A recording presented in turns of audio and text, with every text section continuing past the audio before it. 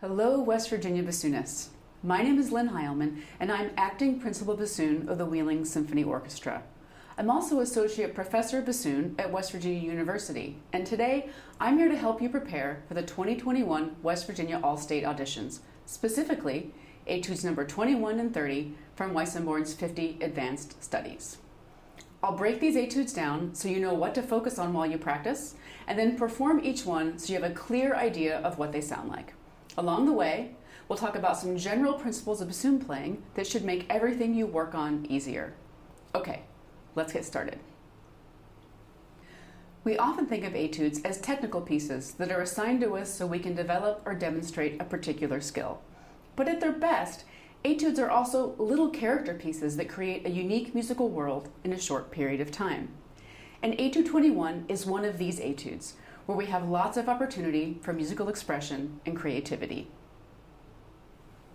There are three main challenges in this etude. The first is rhythm and ornamentation, subdividing in a slow tempo and placing ornaments precisely within those subdivisions.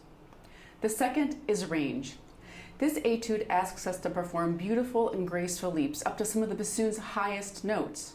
We'll talk about what to do with your air and embouchure to make that easier, and I'll give you fingerings for some of those higher notes you may not be totally familiar with. The final challenge is phrasing, understanding which notes are most important and where to lead in each phrase. This etude is in 3 sections, and we'll walk through each one phrase by phrase, addressing each of these challenges. Let's get started. Section 1 goes from the beginning to measure 16 and is marked Andante sostenuto. Andante means walking tempo, so we want to choose a quarter note speed that we could walk along with, not too fast and not too slow.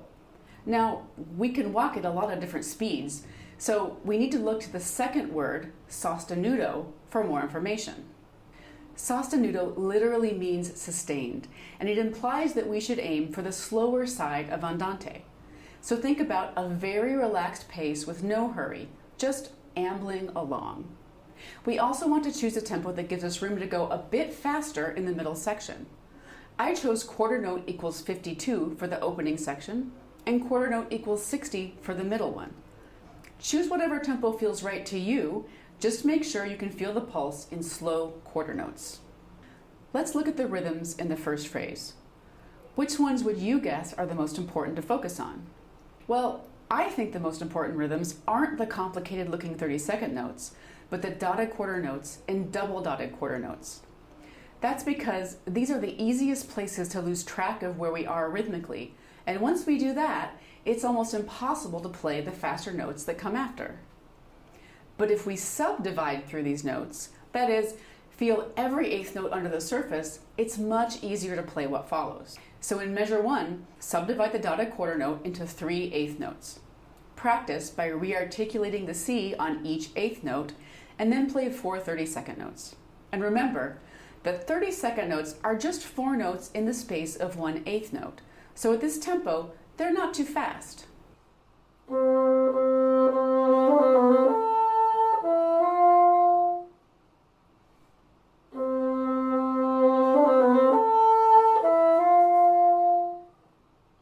The rest of the measure is connecting material that takes us to measure 2, where we have another note to subdivide, this time a double dotted quarter note, which is a rhythm we don't see too often.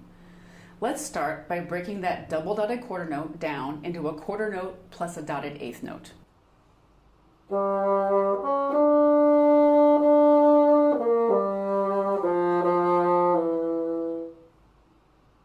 And now, let's break that down even further into eighth notes. When I play this, I make sure to count 4 eighth notes in my head while I'm on that D.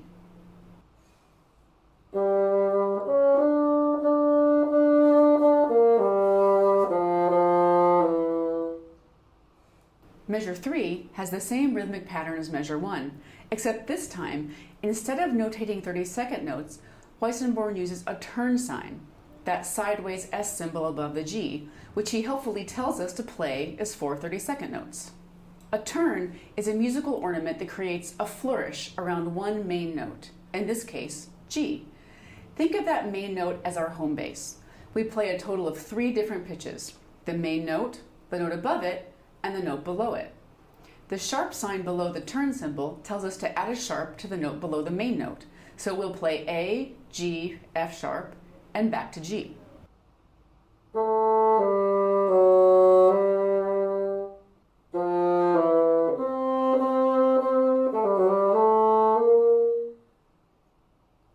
The second phrase is just an ornamented repetition of the first.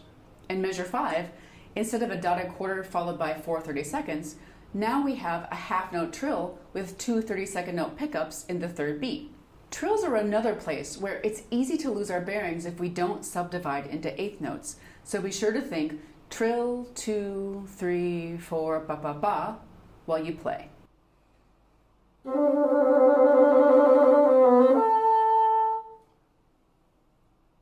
Measure 6 repeats the rhythm from measure 2, and you can break it down for yourself in the same way. Remember to subdivide 3 eighth notes on the dotted quarter note in measure 7 to set up the 16th notes that follow, along with the ornaments we'll be adding. The symbols above the E and the C are called inverted mordents, but you can just think of them as mini trills, a single finger wiggle. We basically turn each 16th note with that symbol above it into a triplet. My best tip for playing music with ornamentation like this is to think of every ornament as having a specific rhythm, so we're never just guessing how to play it.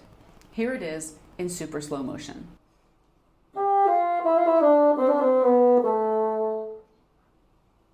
And now at tempo from the beginning of the measure.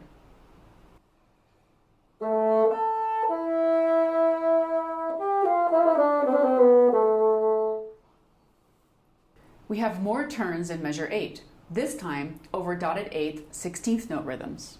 Here, start the turn on the main note, then play the notes above and below, adding the accidentals that are requested above and below the turn symbols.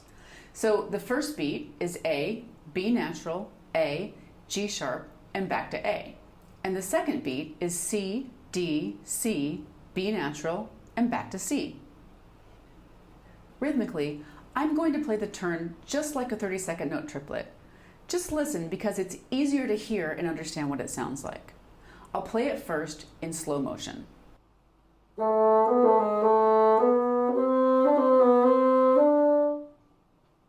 And here it is in tempo.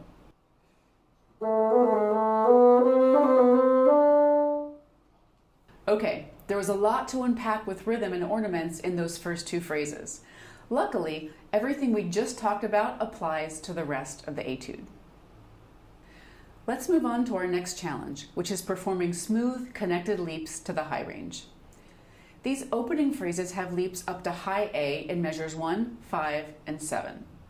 The fingering for high A is 1, 2, 3, plus the low E flat resonance key in the left hand, third finger G key in the right hand, and the C sharp and A keys in the right thumb. Now here's something important to understand about high notes. Once we learn the fingerings, high notes are really no harder than any other notes on the bassoon, as long as we use the right kind of air. One of the fundamental rules of bassoon playing is that the higher we play, the faster our air has to move, and the lower we play, the more slowly the air will move. You can remember this by thinking lower, slower, higher, faster. It's kind of like an airplane. The higher an airplane flies, the faster it has to go to stay in the air. For us, the higher we play, the faster we need to move the air for the bassoon to function the way it's supposed to acoustically, for it to fly. So one of our most important goals should always be matching our airspeed to the range we're playing in. In the case of the opening leap from C up to A, if I play the high A with the same airspeed as the C, it sounds like this.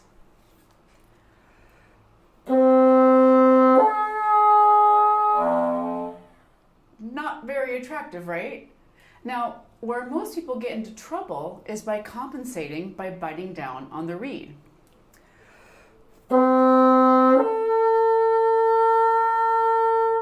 But that doesn't sound or feel very good either. So what should we do? The answer is we always want to think of leaps as being led by the air.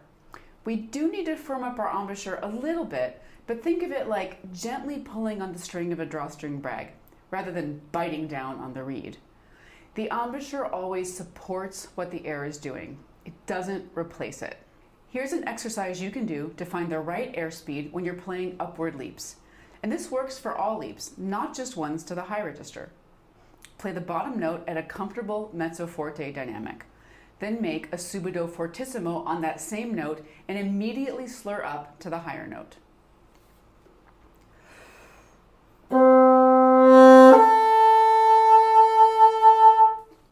Your fortissimo air on that lower note should be about right for normal air on the upper one.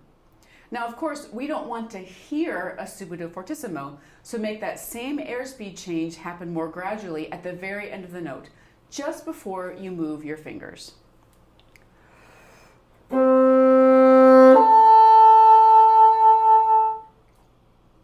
The secret to smooth, connected leaps is to have the air for the upper note already going while you're still on the lower one. To practice these leaps in context, take out any ornaments, like we have in measures 1 and 5, and just work on connecting the two main notes. Then add the ornaments back in and make the air feel the same.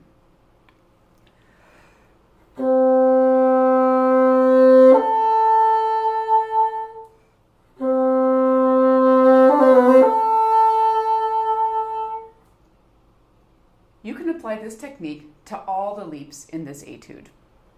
Phrasing-wise, I won't be too prescriptive in my suggestions. You should feel free to be creative and form your own interpretation of the piece. But there are a few notes in each phrase we want to call attention to. In the first phrase, bring out the F on the downbeat of measure 3.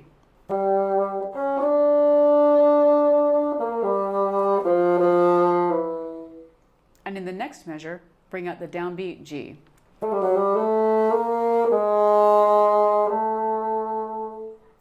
We also want to think about how we end phrases. The most interesting or expressive part about the end of a phrase is almost never the last note. It's the second to last note. So it's a good principle to come away from the final notes of phrases in this style of music. At the end of the first phrase, emphasizing the G sharp does this for us automatically. At the end of the second phrase, in measure 8, we can lead up to the E and gently come away as we go back down to the A.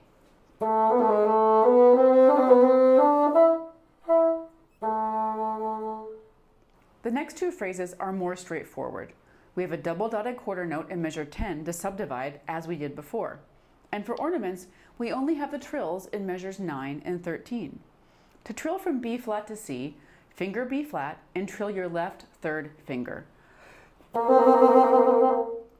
And to trill from A to B flat, you can just use the regular fingerings. Practice the leap from E to G in measure 10 the same way you practice the leaps to high A in the opening phrases.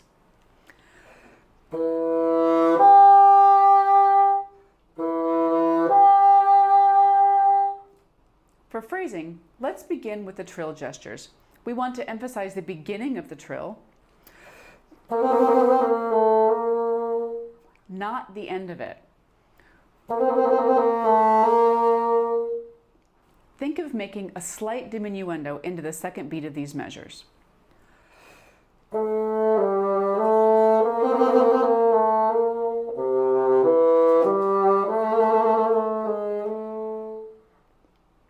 In measure 12, bring out the first 16th note of each beat, leaning into it and coming away in the slurred notes.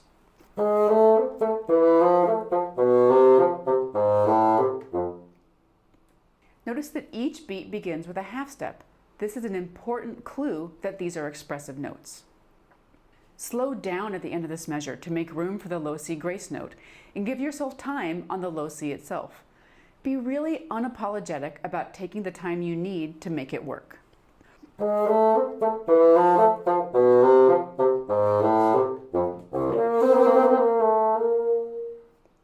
And in measure 14, be sure to have the air ready for the high A before you play it. It's the highest note of the phrase, so don't be afraid to give it your full sound. Finally, I like to bring out the little chromatic turn around C in measure 15 by crescendoing into the D and coming away down the rest of the scale.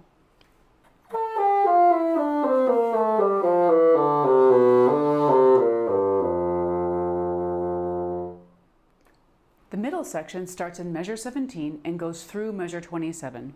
It's marked con anima, so we can be a little bit faster. It's also in a different key, so think of this as a slightly different character than what came before it. The first phrase, from measure 17 to measure 20, has one turn in measure 20, which we can play in the same rhythm as the turns in measure 8. To make the fingering easier, you can just lift your left third finger to play E flat. This works whether you're using the short D flat or the long D flat. There are no range issues to speak of in this section. Phrasing-wise, keep things simple. Just crescendo up to the high points and let the dynamic relax as you go back down. Bring out the downbeat B flat in measure 18.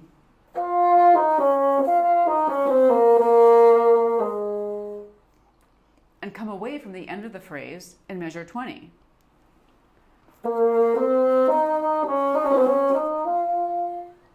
In the next phrase, from the pickup to measure 21 to the downbeat of measure 24, be sure to subdivide the dotted eighth note in measure 21 into 3 16th notes, so you know where to place the 32nd notes. The 16th note pickups in the previous measure will help with this. Take time in these 16th notes, so you can stretch out the dotted eighth note, which will make the whole measure more expressive and easier to play.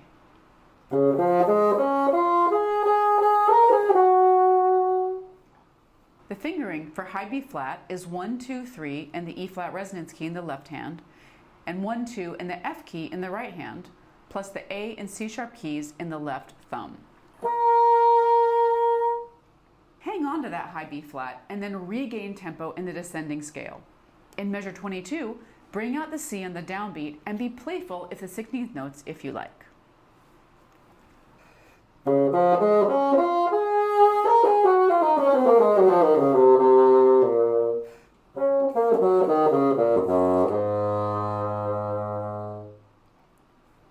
The phrase ends with 2 fermatas in measure 24.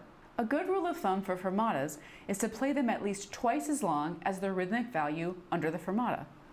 Even in a fermata, I'm still thinking in eighth notes underneath.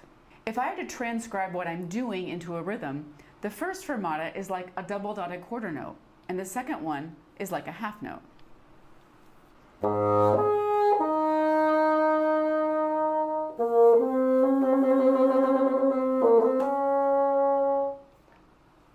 But you don't need to overthink this. Just do what feels natural for you, and be sure to set up your air for the 2-octave slur up to high A flat right before the first fermata.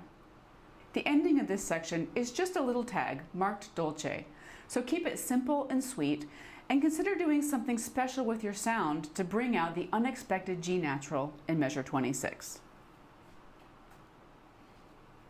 The final section begins in measure 28, where we return to the original key and tempo.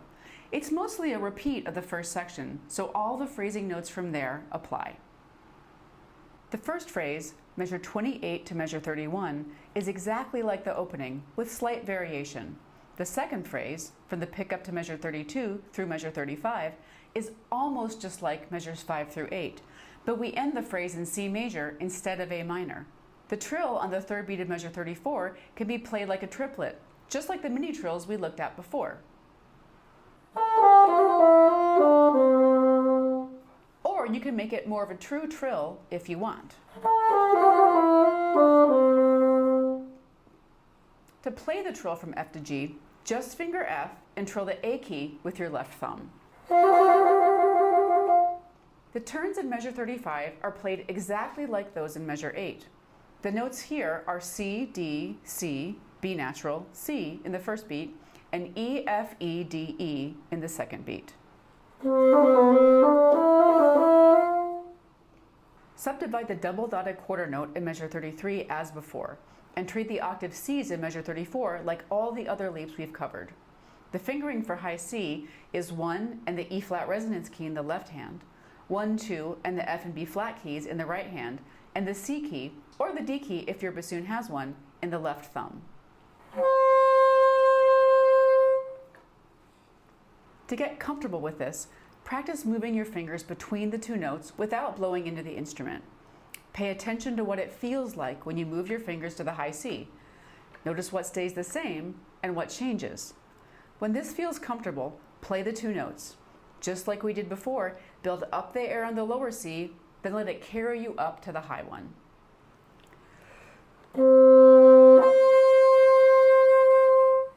If the leap to high B flat in measure 38 doesn't come out cleanly, you can quickly flick the pancake key with your right thumb as you make the slur. Take even more time at the end of measure 39 than you did in measure 12. Really stretch those triplet 16th notes out to make room for the grace note.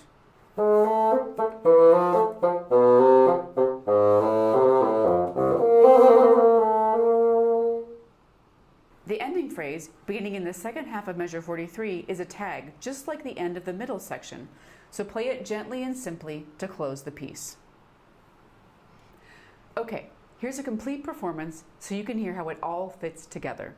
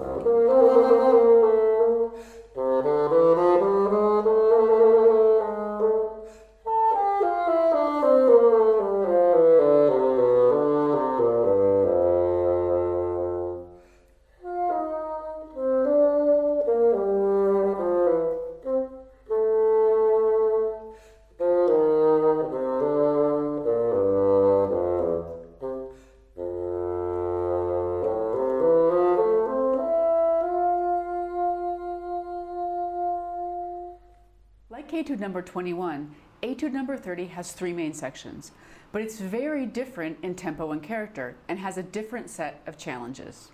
The main challenges in this etude are articulating consistently, breathing without interrupting the flow of music, and figuring out where phrases are going in a piece that moves continuously with no obvious breaks. Unlike Etude number 23, here we stay in one main tempo the entire time, allegro assai, which means very fast. What very fast translates to on the metronome is up to you. Work toward a tempo where the quarter note is brisk and you could feel it in half notes if you wanted to, and where the character is driving, but never so fast that you feel uncomfortable or out of control. Character is always more important than speed. Some of you might choose a tempo like this. And others might choose one like this. I'll be demonstrating a tempo somewhere in the middle. Remember that allegro assai is the tempo we want to perform this at, not the tempo we want to practice it at. The ability to perform something very fast is the result of practicing it very slowly in the beginning. Let's start with 3 fundamental principles of articulation. The first principle is that clean articulation is more about what we do with the air than what we do with the tongue. Let me say that again. Clean, consistent articulation is more about what we do with the air than what we do with the tongue. So what should we do with the air? The most important thing when playing staccato is to keep our support engaged between the notes. Now, since support is the key to playing staccato, and honestly the key to almost everything on the bassoon, let's talk a little bit about support. Support is simply the engagement of our core muscles while we play. Often, we don't support enough.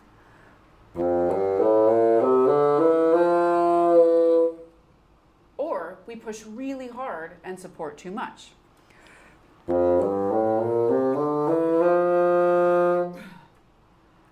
We want to find a level of support that's in the middle, a Goldilocks spot.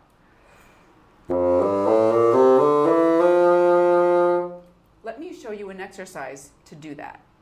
When we put enough air through the bassoon with enough speed, support happens automatically. Try this. Play any note you want. I'm going to play a C and start at an easy mezzo forte.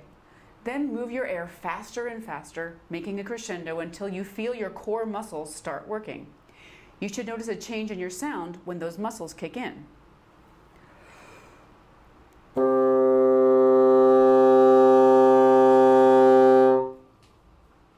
Now the secret is that we need to engage our muscles like this all the time, and especially when we're tonguing. I like to imagine that I can just push a button that will keep my support set at the right level.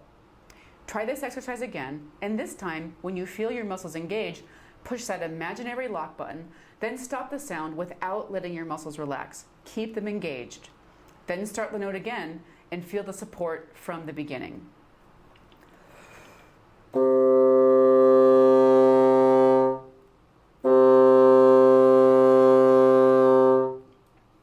This teaches us how to set our support before we play the note. Now let's apply this to the etude. We'll start with that very first staccato C. You can give yourself some feedback by putting your right hand on your side so you can feel what the muscles are doing. When you breathe in, you should feel your body expand. This expansion when we breathe in is the first step in engaging support muscles. Now, breathe in, engage your muscles, play a short C, and keep those muscles engaged after the sound stops.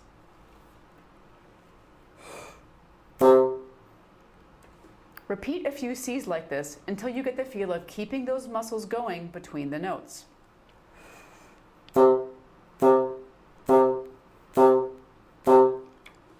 When we do this right, staccato notes sound separate but feel connected. The next 2 principles of articulation involve fingerings. Principle number 2 is to use the left thumb vent keys for A, B flat, B, and C above the bass clef staff. You may not be used to doing this, but it's absolutely essential for articulating cleanly. We use the A key, which is the 3rd thumb key from the bottom for A natural, and the C key, the 4th key from the bottom for B, B flat, and C. Use these keys whenever you tongue these notes or slur to them from below open F. The easiest way to learn to do this is to hold the key down for the duration of the note. Make sure you feel your thumb push the key all the way down until it stops. It takes time and repetition to build this coordination, but once it locks in, it makes everything easier, and you can really go for these notes with the air without worrying about cracking them. In this etude, the only notes we need to vent are the C's and B flats. So in the opening, for example, I put the C key down for every C I tongue in measures 5 through 8.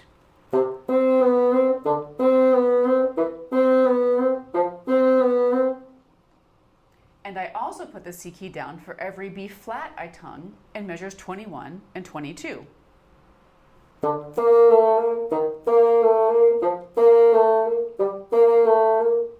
If I have to move quickly between the whisper key and the vent keys, like in measure 23, I practice it slowly with the goal of using both. But if I have to choose one over the other, I always go with using the vent key and leaving off the whisper key. The third principle of articulation we'll talk about today is to use the right half hole for the right note. There are 3 notes in the middle of the bassoon range that use a half hole in the left first finger: F sharp, G natural, and A flat. And each note needs a slightly different half hole to come out cleanly. Luckily, there's a rule we can remember for this. The lower the note, the bigger the half hole. So F sharp has the biggest half hole. It's actually a 3/4 hole. G is a little smaller, a true half hole. And A flat has an even smaller half hole. Think of this one as a 1/4 hole. And if we're biting or a little bit sharp, A flat really wants to crack. So be sure to stay nice and open for any tongued A flats. Now let's talk about where to breathe. Here's a fundamental rule of breathing. Always avoid interrupting the musical line. Music usually flows across bar lines, so we almost never want to breathe before a bar line because this would interrupt the phrase. Let's look at the opening again. If I need to take a breath around measure 5, what happens if I breathe right before the first beat?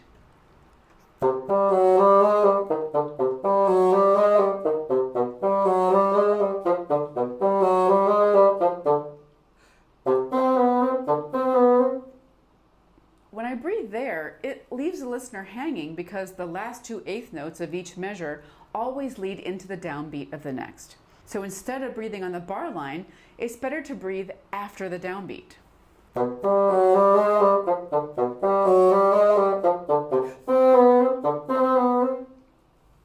One exception to the never breathe on the bar line rule is when the music clearly changes or there's no obvious connection into the next measure. We can see a spot like this in measure 9. There's a clear change here. We go from centering around the repeated C's to centering around repeated G's.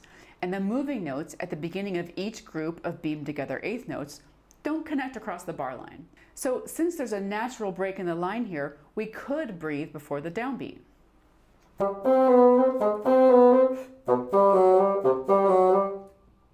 We could also breathe after the downbeat.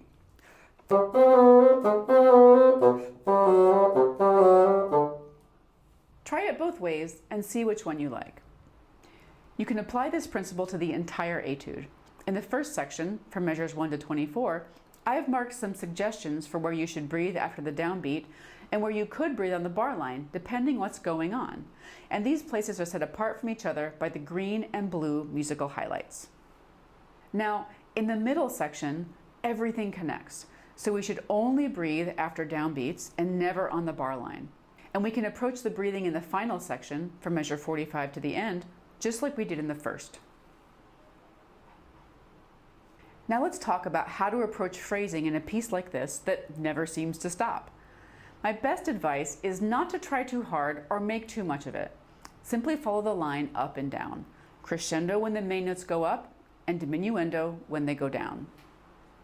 With the exception of the opening 4 measures and the places where that theme comes back, the main notes are always at the beginning of each 4-note group that's beamed together. I've highlighted all these notes in either green, blue, or pink, depending on what section of the piece they're in. Notice how these are the notes that actually move. The notes in between them are repetitive. It's these moving notes that form the melody we want to bring out in our phrasing. If I play the opening line with only the melodic notes, it sounds like this.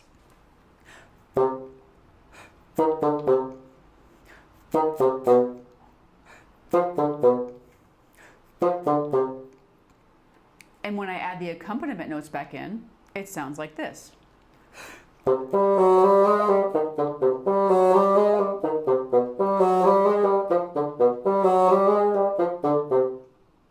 This gives the impression of two voices happening at the same time.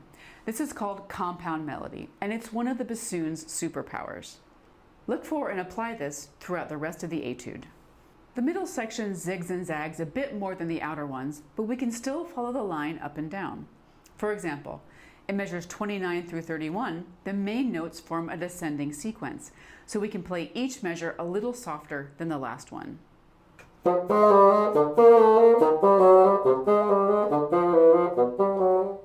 The reverse happens in measures 34 through 36. The sequence goes up, so here we would crescendo to arrive at the peak in measure 38.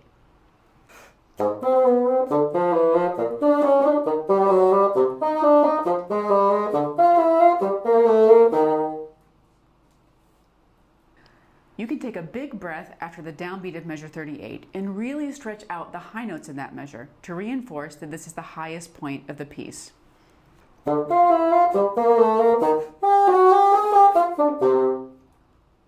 I go to the G in measure 42, but I don't play it too short. I interpret the caret as more of an arrival or an emphasis rather than a smack.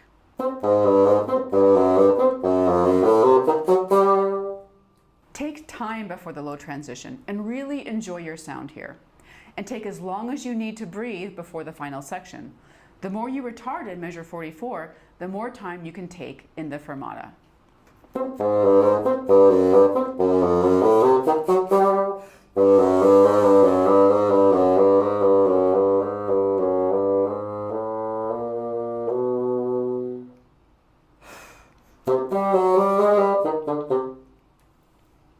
All right, here's a performance of the etude.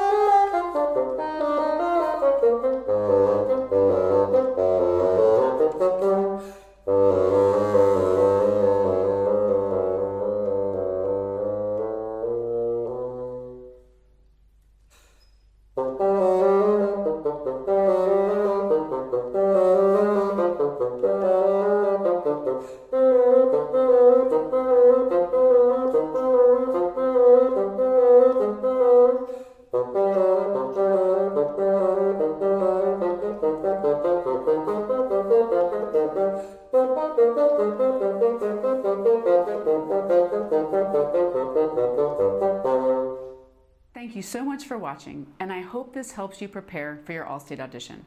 All the fingerings and annotated scores are available as a PDF that accompanies this video. And if you have any questions, don't hesitate to contact me at lynn.heilman@mail.wvu.edu. Thanks again, and happy practicing.